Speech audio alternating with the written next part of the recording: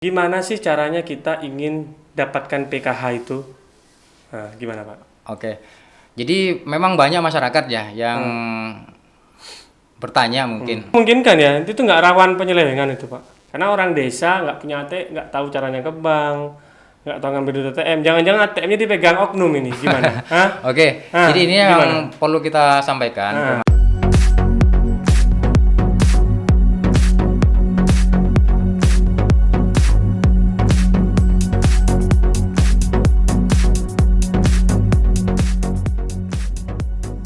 Oke, bismillahirrahmanirrahim. Assalamualaikum warahmatullahi wabarakatuh. Malam hari ini saya akan bincang-bincang dengan seorang koordinator di salah satu bidang sosial yang dari Kabupaten Bangkalan. Kenapa saya mengundang beliau? Karena kan ada banyak nih kesimpang siuran mengurus data-data sosial. Isunya datanya fiktif, datanya tidak update, datanya tidak relevan lah dengan yang ada sekarang. Jadi mari kita tanyakanlah ke Bapak Koordinator. Selamat malam Pak Heru. Selamat malam, Dokter. Beliau ini Pak Heru Wahyudi, Koordinator PKH Kabupaten Bangkalan. Bangkalan. PKH itu apa Pak? PKH. Jadi bisa jelaskan sedikit nggak? Maksudnya PKH itu apa? Definisinya. PKH sendiri adalah singkatan dari Program Keluarga Harapan, di mana sasaran Program Keluarga Harapan ini adalah masyarakat yang memang rentan, yang punya ekonomi yang notabene kluster ekonominya yang paling bawah. Jadi Kluster kemiskinan paling bawah. Ya, dengan memperoleh bantuan tunai tapi bersyarat. Jadi ada syaratnya. Sebentar. Ini salah satu program bantuan tunai ya. Iya. Bantuan tunai itu secara garis besar ada berapa Pak? Kalau sedikit aja. Secara selain PKH ada lagi nggak yang lain? Ada juga kayak seperti BPNT juga bantuan tunai. Bantuan tunai. Tunai tapi tidak seperti PKH. Kalau di PKH ada syaratnya. Kalau BPNT? Tidak, dia tidak ada syaratnya. Tidak ada Jadi syaratnya. yang penting Oh, dia oke. terindikasi orang yang perlu dibantu secara ekonomi. Oh, jadi salah satu bantuan langsung itu namanya PKH ya. Iya. Sekarang saya tanya nih, gimana sih caranya kita ingin dapatkan PKH itu? Nah, gimana Pak? Oke. Jadi memang banyak masyarakat ya yang bertanya mungkin. Ada juga yang mengadukan ke kita juga, gimana sih caranya biar mereka dapat bantuan program Keluarga Harapan gitu kan. Nah, sebenarnya proses untuk bisa tercover di peserta program Keluarga Harapan sebagai peserta, kalau di PKH itu di istilahnya KPM, jadi keluarga penerima manfaat itu sebenarnya orang-orang yang memang merasa itu secara ekonomi kurang mampu harus masuk dulu di data DTKS, di data DTKS daerah, di mana data DTKS itu adalah data basis kemiskinan yang notabene-nya setiap calon penerima bantuan PKH itu muaranya ngambil di data DTKS. DTKS ya. Apa itu DTKS Pak? Data terpadu kesejahteraan sosial. DTKS ya. Jadi kalau mau dapat PKH, syarat pertama harus masuk Di DTKS. Sekarang caranya masuk DTKS gimana Pak? Sekarang pelayanan DTKS itu kan sampai ke tingkat desa. Jadi di tingkat desa itu ada namanya operator Sikenji. Di mana di operator Sikenji itu adalah untuk menginput data-data kemiskinan hasil dari muskel atau musdes di masing-masing desa, musyawarah desa atau musyawarah kelurahan, di mana berita acaranya itu nantinya yang menjadi acuan masyarakat itu bisa diinput di data DTKS melalui operator Sikenji. Ada aplikasi Sikenji namanya untuk menginput itu. Jadi desa rapat ya Pak ya? Iya. Desa rapat, ada kepala desa, ada sekdes semua. Melalui musyawarah itu. Musyawarah masukkan nama. Betul, menerbitkan. Itu menerbitkan berita acara. Berita acara untuk Diusulkan apa langsung ACC itu Pak? Karena syarat pada saat proses input di data Sikenji itu harus melalui berita acara. Berita acara ya? Ada berita acara. Sudah, saya desa nih sudah mengirim berita acara dikirim ke mana berita acaranya? Kalau mau masuk melalui DTKS. aplikasi di DTKS itu. Oh, jadi desa langsung Menginput. ada komputernya atau ada? Iya, jadi ada operatornya yang langsung menginput data itu, nanti ada data itu akan terkirim ke kabupaten untuk dilakukan istilahnya persetujuan dari pihak kabupaten, kan ada operator kabupaten ini. Oh, juga dikirim ke kabupaten, ke dinas sosial kabupaten. Setelah kabupaten? Nanti di kabupaten akan mengirim itu ke pusat. Ke pusat. Ya. yang muaranya di Pusdatin kalau di TKS. Oke. Dikirim ke pusat. Apa langsung bisa diterima semua atau diseleksi lagi dari pusat? Notabene kalau yang dia masuk di DTKS ini kan nanti terpilah sesuai dengan masing-masing kebutuhan di masing-masing kebutuhan data itu. Bisa jadi ini acuannya, oh ini orang miskin yang harus masuk di program PKH, orang miskin ini harus bisa tercover di BPNT dan sebagainya. Nanti itu DTKS ya. DTKS. Oke. Jadi tadi DTKS sudah, operator desa. Sekarang syarat untuk dapat PKH yang kedua apa Pak selain DTKS? Oke. Jadi biasanya Kementerian Sosial itu setiap melakukan proses perluasan calon penerima PKH itu yang pertama memang dari DTKS. Jadi DTKS nantinya dari DTKS kan di ranking. Ada perankingan juga. Jadi perankingan itu diambil dari yang namanya kalau di istilahnya itu persentil. Ada nilai persentilnya. Jadi kalau di PKH itu ada nilai persentil di bawah 30. Jadi dia akan terranking di situ dari data persentil yang di bawah 30 itu akan jadi acuan untuk diberikan acuan kuota di masing-masing daerah untuk perluasan penambahan calon peserta PKH. Oh, jadi nggak semua di TKS bisa dapat? Betul, karena memang PKH tingkat ya? Kemiskinan itu kan beda-beda. Oh, yang PKH-nya miskinnya banget ya? Iya, miskin banget. Jadi klusternya yang paling bawah. Tingkat kemiskinan ekonomi yang paling bawah. Gambaran simpelnya Pak, salah satu contoh kriteria objektifnya, kriteria miskin yang paling bawah itu apa? Jadi itu nantinya kalau kita secara real nggak paham ya terkait itu penilaian terkait. Contohnya umum misalnya nggak punya ini, nggak punya ya, rumah. nanti di situ ada contoh kriteria umumnya. Jadi masyarakat tuh tahu, oh tetangga saya itu ternyata miskin banget. Kita kan untuk membantu secara umum itu apa? Kalau gambaran secara umum memang di proses pendataan itu kan ada semacam blok ekonomi, sosial ekonomi, di mana di situ diisi rumahnya ukuran berapa, kemudian atapnya apa, itu yang menjadi dasar, kemudian penghasilannya berapa, itu di situ yang akan menjadi dasar penilaian untuk tingkat persentilnya. Oke, jadi rumah ya. Jadi rumah. Kriterianya rumah, penghasilan, apa lagi Pak? Kemudian aset juga. Aset, kemudian. Sama kayak form DTKS itu bukan? Betul. Oh, dari form DTKS itu ya ada. Ya, form sosial ekonomi itu, pendataan sosial ekonomi. Sosial ekonomi ya. Oke, jadi kalau di situ sesuai persentil 30, salah satunya di bawah 30, nanti itu dapat PKH. Masing-masing daerah tuh diberi kuotanya kan beda-beda. Oke. Jadi nanti dikembalikan lagi ke daerah. Yang perlu diketahui bahwa target Kementerian Sosial ini arahnya ke 10 juta penerima program Keluarga Harapan. Jadi sebelum dia target 10 juta itu 10 juta nasional ya? Secara nasional. Oke. Sekarang kondisi real sekarang di Bangkalan berapa?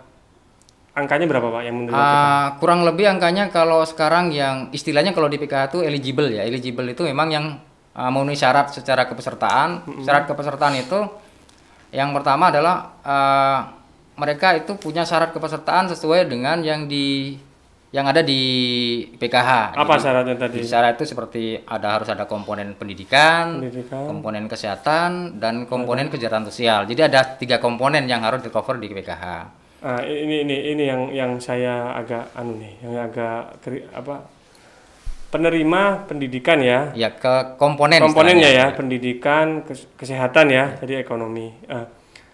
Penerima itu dalam bentuk cash, itu dalam bentuk transfer atau dalam bentuk uang tunai? Oke. Jadi pada saat sudah ada perubahan ke bantuan tunai sejak tahun 2017, kalau sebelum-sebelumnya kan melalui bantuan tunai dari PT Pos waktu itu. Jadi kerjasamanya Kementerian ini dengan PT Pos pada saat pasca perubahan ke tahun 2017 itu sudah melalui Bank Himbara. Kalau di Bangkalan ini melalui pihak Bank Himbaranya BRI. Jadi sudah ada perubahan ke arah non tunai di mana masyarakat itu sudah diberikan kartu dan buku tabungan, dan dalam aksesnya mereka diberi bantuan nantinya melalui rekening mereka. Jadi bantuan-bantuan yang melalui proses updating kita, pemutakhiran data yang dilakukan oleh teman-teman pendamping di lapangan itu nantinya akan terupdating melalui final closing. Jadi masing-masing tahap itu ada final closing yang di situ memunculkan nominal. Nominal itu berdasarkan komponen-komponen itu. Oke, tadi misalnya komponen ya. Misalnya contoh dapat 5 juta, bisa nggak? Anggap rata-rata berapa? Anggap biasanya. Contoh. Kalau di kita tergantung komponennya juga. Kalau Jadi komponen masing-masing yang terparah lah, komponen. yang terparah. Yang terparah di sini umpamanya contohnya dia punya komponen pendidikan yaitu anak Anaknya. kategori SD. SD. Gitu. Jadi SD ini kalau umpamanya dia KPM punya komponen kategori SD saja satu, umpamanya dia tercover dalam 1 tahun 900.000. 900.000. 900.000. Oke. Selain pendidikan, Pendidikan ini harus tercover 12 tahun pendidikan, jadi sampai ke SMA gitu mereka itu. Jadi kalau 900.000 dia ya. SD dia 1 tahunnya 900, kalau SMP 1,5 juta, kalau SMA 2 juta. Oke, anggap punya anak SMA, ya berarti 3,5 juta ya, 2,5 juta ya. Kalau SMA 2 juta 1 tahun. 2 juta setahun. Oke. Orang keluarga miskin ini punya nilai bantuan lah ya sebesar 2 juta. Jadi ditransfer ke rekening. Ke rekening mereka yang sudah diberikan, yang ATM-nya dibuat. dipegang. ATM-nya dipegang KPM masing-masing. Itu pasti ya. Ada pembantuan, ada istilahnya pendampingan nggak?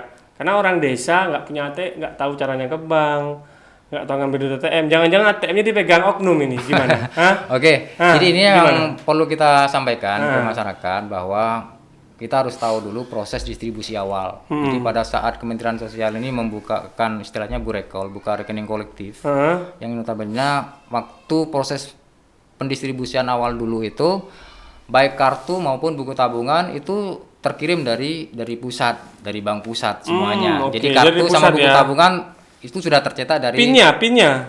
pinnya standar semuanya sudah Oke. di pin standar yang memang harus mereka berikan karena ditakutkan yang namanya orang masyarakat awam ya takutnya lupa pin dan sebagainya. Jadi proses distribusi ini yang perlu diketahui bahwa proses distribusi ini bank ini mengacu pada KYC yang dimiliki masing-masing penerima, baik itu berdasarkan NIK KTP-nya, kependudukannya, kemudian identitas yang mereka miliki pada saat mengambil kartu itu dan buku tabungan itu. Jadi bank ini biasanya Syarat DTKS itu harus ada NIK ya Pak ya? harus ada dari Harus sekarang ada NIK berbasis NIK semuanya. NIK ya? Iya, NIK. Kalau orang sudah meninggal? Untuk proses yang orang meninggal pada saat proses distribusi dulu. Jadi kalau di PKH ini kan beda ini. Kalau di PKH itu biasanya untuk proses yang meninggal ini memang ada ketentuan, dalam artian ketentuan ini bisa diserahkan ke ahli warisnya. Jadi dengan melengkapi ahli warisnya, tapi bantuannya diberikan 1 kali. Bantuan diberikan 1 kali awal saja. Nah untuk proses selanjutnya bantuan ini seperti apa diberikan? Ya teman-teman pendamping melakukan proses pergantian pengurus. Jadi proses pergantian pengurus itu bisa ke anaknya yang lebih dewasa. Saya kembali lagi ke yang tadi ini. Pendistribusian ATM dan buku tabungan ini pihak BRI ya. Itu sampai BRI. ke langsung ke masyarakatnya atau bagaimana tuh teknisnya? Iya, teknisnya kan BRI tetap dia memeriksa kelengkapan dokumentasi yang dimiliki oleh masing-masing penerima manfaat KPM itu. Jadi biasanya itu pencocokan kalau antara burekol kartu KKS yang dikirim oleh kementerian itu dicocokkan dengan penerima manfaat itu tidak cocok, biasanya BRI tidak memberikan. Oh itu pasti ya Pak ya. Jadi Iya. pasti pemegang Jadi kartu bukan dipegang oknum. Jadi ada 1.000 kartu nih turun di satu desa gitu. Dipegang oleh oknum mas mana?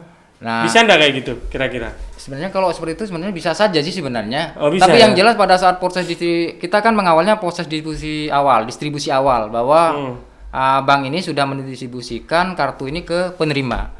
Pada saat sudah diterima, ini mungkin kan tugasnya teman-teman pendamping untuk mengawasi lagi. Apakah kartu ini benar-benar tetap di mereka karena kadang-kadang pendamping itu anggotanya sampean bukan ya? Iya, jadi kita punya sekitar 220 SDM pendamping di masing-masing desa itu yang mendampingi dan juga ikut mengawasi. Dalam artian pengawasan itu sampai ke proses penyaluran. Jadi mereka tugasnya tidak hanya sebenarnya mengawal bantuan itu di titik penyaluran saja sebenarnya, tapi mengedukasi manfaat dari bantuan itu. Kemudian apalagi ada perubahan-perubahan mindset yang harus dilakukan oleh teman-teman pendamping. Karena sering sekali saya lihat di berita-berita itu PKH ini jadi komoditas apa ya untuk aksi lah ya. Jadi istilahnya ada PKH yang nggak benar, ada yang nggak. Jadi saya ingin tahu jelasnya. Jadi teman-teman pendamping itu bisa melakukan pendampingan sampai tingkat penyaluran karena memang kita ada tugasnya sampai situ ya. Iya. Nah misalnya ada teman-teman nih yang nggak puas dengan PK di desa A, boleh dong komplain ke pendamping. Nah, misalnya teman-teman itu kan atas nama dia, kok dia belum dapat, di datanya ada, mungkin ini contoh ya. Jadi saya ingin menanyakan tugas dari pendamping nih loh, boleh nggak dikomplain sama masyarakat gitu loh? Boleh. Jadi memang dari awal saya sudah menekankan juga untuk teman-teman juga biar paham, teman-teman SDM kita juga di lapangan, bahwa teman-teman ini harus peka dalam proses melakukan edukasi dan sosialisasi, apalagi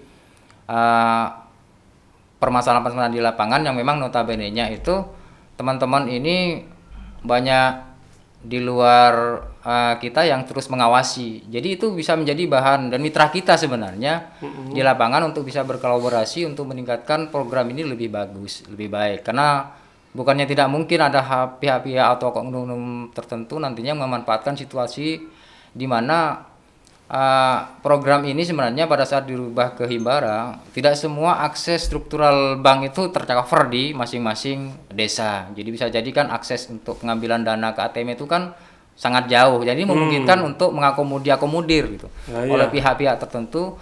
Olehnya yang perlu diketahui juga bahwa teman-teman ini kita tekankan untuk proses edukasi yang sangat penting itu, bahwa KPM penerima manfaat ini harus tahu jumlah nominal yang harus mereka terima itu. Karena memang di situ KPM sudah bisa, kalau masalah uang KPM biasanya sangat pintar untuk bisa menghitung, dan itu harus mereka pahami benar-benar detail agar mereka paham bantuan yang harus diterima tiap dari tahapnya itu. Sampean data sampean pegang untuk Bangkalan nih, rata-rata KPM ini udah paham belum sih? Berapa persen yang ada yang masih nggak tahu apa-apa gitu kan? Kira-kira berapa persen masyarakat yang paham akan bantuan yang dia diterima itu berapa persen kira-kira? Sejauh yang saya pantau itu kurang lebih sudah 95% sih masyarakat sudah paham ya. Jadi nggak mungkin untuk dibohongi itu sangat nggak mungkin, karena pada saat mereka bantuannya tidak sesuai, kadang-kadang komplain mereka. Jadi kadang-kadang komplainnya juga nggak pas kepada orang yang nggak paham. Jadi saya berharap masyarakat khususnya penerima bantuan program harapan ini mereka punya pendamping yang juga menjadi orang tua juga buat mereka. Pendampingnya itu yang harusnya pendamping ini mereka komplainnya ke pendamping. Jadi sasaran tahu nanti pendamping itu mengawal untuk mengedukasi kenapa bantuan ini sampai tidak sesuai, itu nanti bisa mereka kawal sedetail mungkin. Jadi jangan curhat ke orang yang salah ya. Betul. Takutnya nggak paham. Jadi nggak paham dan jadi bahan komoditas ya. Betul. Oke. Jadi tugas dari pendamping tadi mulai dari pendataan, pengawasan, pendataan awal boleh ya. Misalnya saya nih usul nih, tetangga saya ada yang miskin tuh Pak, bisa nerima nggak? Itu usul ke pendamping bisa nggak kayak gitu? Sejauh itu memang kita sudah edukasi ke pendamping. Tugas awalnya teman-teman pendamping itu memastikan bahwa kalau memang dia secara ekonomi memang berhak untuk bisa mendapat bantuan program keharapan, ayo dibantu untuk akses ke data DTKS dulu. DTKS dulu ya, oke. Karena semua muara bantuan sosial itu di DTKS gitu. Oke, jadi saya mulai paham nih. Jadi ada banyak bantuan, salah satunya PKH ini ya. PKH, betul. Jadi oke. Sekarang tadi teknisnya sudah. Sekarang gini Pak, untuk update data nih. Untuk update data ya, mohon maaf ada yang meninggal, ada yang sudah kaya. Itu gimana yang dilakukan oleh PKH? Kalau atau yang jadi miskin, jadi ada yang PKH sendiri kita kan sudah dibekali aplikasi EPKH. Jadi aplikasi EPKH ini aplikasi yang memang sudah dipegang sendiri oleh teman-teman pendamping untuk langsung updating data kalau memang ada perubahan-perubahan di lapangan. Termasuk kalau dilihat dari sisi ditinjau dari sisi ekonomi mereka memang mampu. Nah ini teman-teman ini tugasnya di lapangan punya target sebenarnya. Jadi 10% teman-teman dalam 1 tahun ini harus bisa menggraduasi secara mandiri KPM yang memang dirasa itu mereka sudah secara ekonomi sudah mampu. Targetnya, ini tugas target juga. Misalnya di desa ini 100 ya harus 10 dalam 1 tahun harus minimal 10 harus dia punya target itu. Tugasnya teman-teman ini kan tidak hanya menggraduasi seperti itu, tapi paling tidak mereka punya bekal P2K2 edukasi di lapangan yang namanya P2K2 di situ.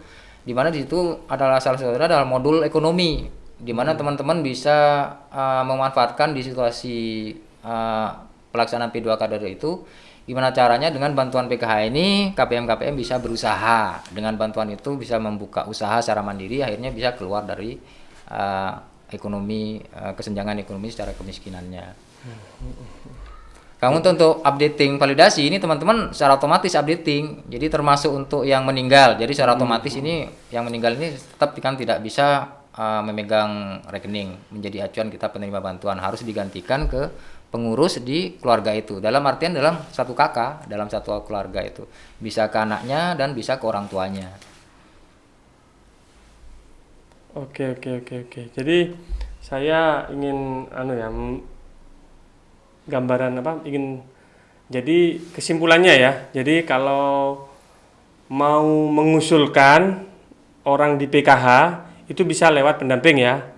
Ya, pendamping sebagai fasilitator ya untuk fasilitator. Tetap operatornya ada di SIK-NG di tingkat desa ya. Karena kita tidak bisa mengusulkan, pendamping nggak bisa mengusulkan. Nggak bisa mengusulkan ya. Satu itu ya. Tugas pendamping yang kedua setelah memfasilitasi itu pendistribusian bantuan tadi loh, kartu ATM dan buku itu dari tugas pendamping juga ya? Tugas pendamping cuma melengkapi syarat-syarat yang harus dimiliki oleh KPM yang diminta oleh pihak Himbara. Tetap yang proses distribusi terwakil Himbara. Himbara itu siapa Pak? Banknya kan ya. Jadi yang himpunan bank. Jadi istilahnya yang membantu untuk kelengkapan datanya lah ya. Biasanya bank itu minta disesuaikan antara ini kartu KKS dan buku tabungan disesuaikan dengan identitas penerima. Oke. Ya. Terus yang setelah data sudah sesuai updating data ya. Updating data. Setiap saat ya. Jadi karena memang kita ada 4 kali finalisasi closing. Nah, ini finalisasi closing. Jadi kita dalam 1 tahun ini kan ada 4 kali penyaluran, 4 tahap. Terkecuali yang kondisi pandemi Covid ini memang mulai dari bulan April sudah dilakukan penyaluran tiap bulan. Tapi tetap finalisasi closingnya dilakukan per tahap.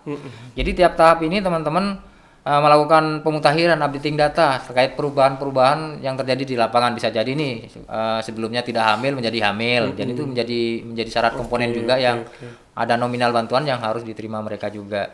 Jadi ini dibatasi tiap tahapnya itu per 3 bulan akan ada finalisasi.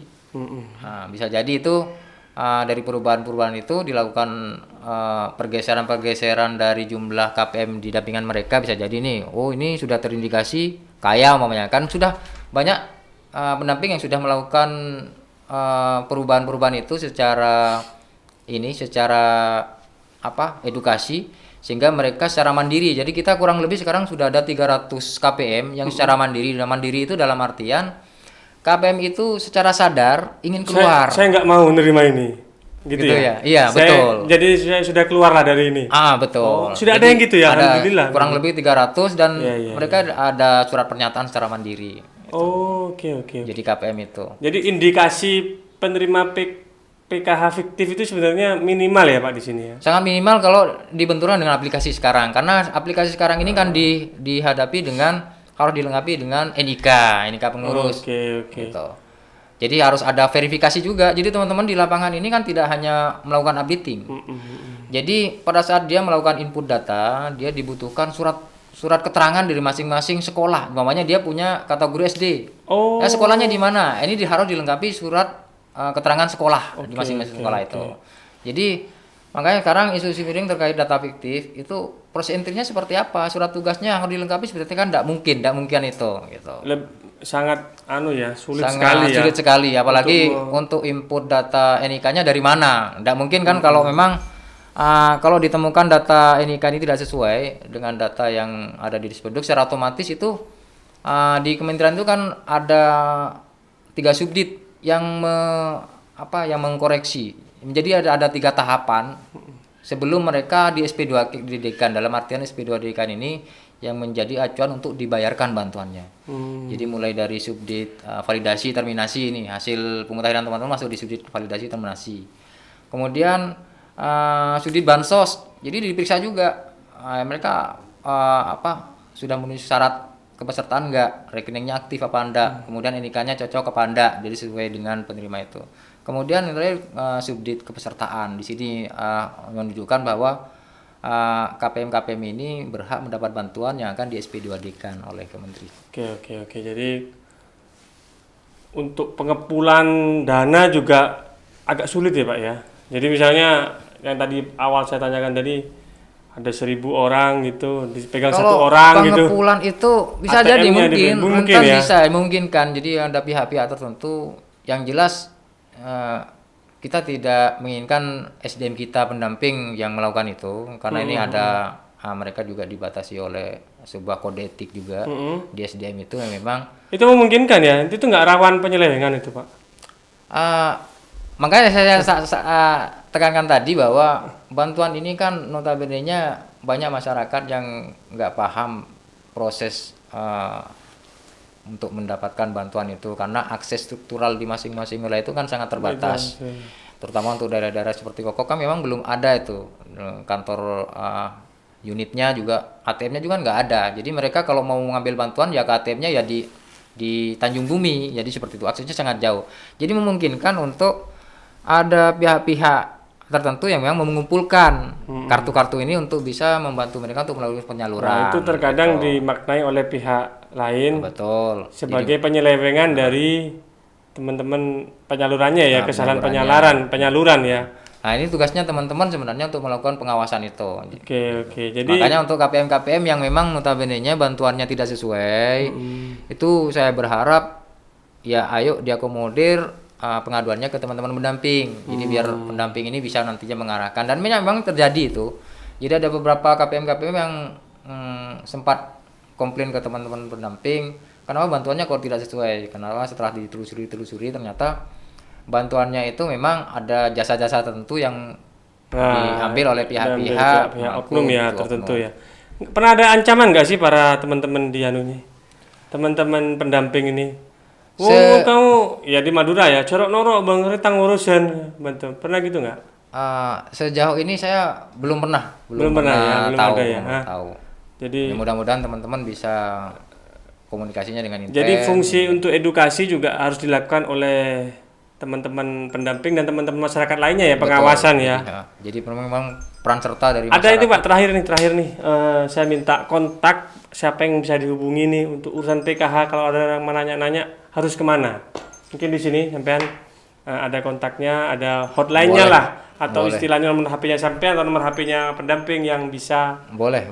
Jadi sebenarnya kalau dari sisi pengaduan itu bisa melakukan proses pengaduan secara mandiri. Kalau memang pendamping ini dirasa sangat sulit mungkin dihubungi atau seperti apa mungkin ada juga mungkin pendamping kita seperti itu.